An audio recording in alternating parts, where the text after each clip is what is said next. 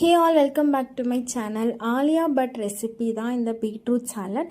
இது நான் அடிக்கடி குக் பண்ணுவேன். சரி, இது எப்படி செய்யறதுன்னு பார்க்கலாமா? ஃபர்ஸ்ட் நான் ஒரு பெரிய பீட்ரூட் எடுத்து அதை ஒரு 2 விசில் வச்சு குக்கரில் குக் பண்ணி எடுத்துக்கிறேன். அதுக்கப்புறம் இந்த மாதிரி பீல் பண்ணிங்கன்னா ஸ்கின் ஈஸியாக வந்துடும். அதுக்கப்புறம் கிரேட் பண்ணிங்கனாலுமே கிரேட் பண்ண ரொம்ப ஈஸியாக இருக்கும்.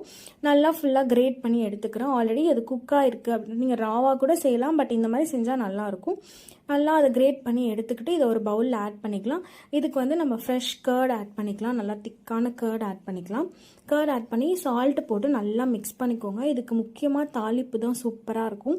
இந்த கர்டு போட்டோடனே நல்ல பிங்கிஷான ஒரு கலர் வரும். சூப்பராக இருக்கும் பார்க்கவே. இது நீங்கள் வெறும்னே பிரேக்ஃபாஸ்ட்டாகவுமே சாப்பிட்டுக்கலாம். இல்லைனா ரொட்டீஸ்க்கு இல்லைனா இந்த புலாவ்ஸ்க்குலாமே நீங்கள் ஒரு ரைத்தாவாக இதை வச்சுக்கலாம்.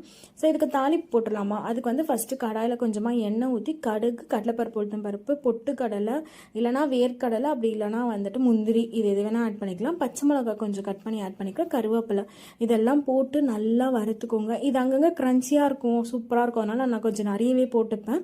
ஸோ எல்லாத்தையும் போட்டு மிக்ஸ் பண்ணி கொடுத்தீங்க அப்படின்னா சூப்பரான பீட்ரூட் சாலட் ரெடி. பீட்ரூட் ரைத்தானுமே சொல்லலாம். கண்டிப்பாக ட்ரை பண்ணி பாருங்கள். உங்களுக்குமே ரொம்ப பிடிக்கும். ரொம்ப ஹெல்த்தியும் கூட.